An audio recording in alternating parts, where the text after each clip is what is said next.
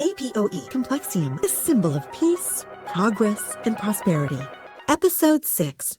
They decided to enjoy the morning, taking a shower together. They heated up last night's dinner for lunch, wanting a little more time together. Lorna smiled. That was so wonderful last night, Matt. We've got to do that again soon. Matt followed Lorna to her house to retrieve her luggage, euphoria still visible on their faces. Arriving at work, Lorna questioned what hell was coming their way today. Matt surmised it was the same old scenario, and they needed to finalize the synopsis for the documentation specialists. Ed greeted them with a teasing flourish.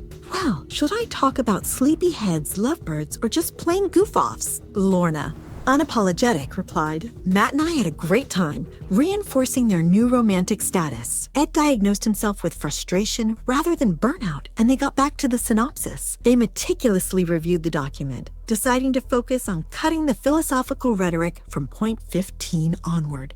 They added a provision for philanthropic support under the all-volunteer no-profit initiative. Lorna asked Matt to drop by her place later so she could relax with you. Ed, seeing the dynamic, advised Matt, remember, Lorna had a rather contemptuous divorce. It will do you too good to enjoy each other. Matt admitted. Last night was a wonderful attitude-changing night. I have to admit, Ed pressed Matt to wrap up the synopsis tomorrow and submit it, accepting the inevitable back-and-forth process. Matt left the office as a lovely sunset was in progress. He checked the charge gauge on his electric car and reluctantly plugged it in. Matt turned on his television and heard a newscaster announce the UN's request for proposals to replace the ISS. Matt muttered in frustration, Anu Sadik doesn't consider our proposal feasible. Damn it! The doorbell rang. It was Lorna, who could sense Matt's concern. Lorna suggested he get it off your chest up front, so they could enjoy a lot more enjoyable evening. Matt revealed the news. The UN was requesting replacement proposals, suggesting their own project might be ignored. Lorna offered a counter theory. They might just be requesting more proposals for a more competitive image due to politics. Matt accepted her logic.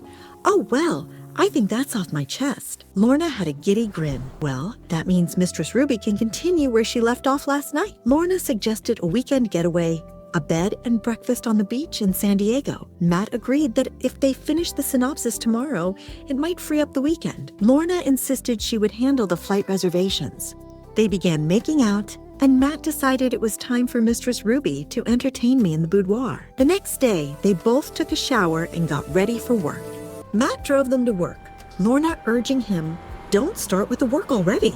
It's a beautiful day just to enjoy the ride. Arriving at the office, Lorna found a note from Ed. He was taking time off due to his wife's breast cancer diagnosis. Matt and Lorna expressed their sadness, but resolved to send a positive card.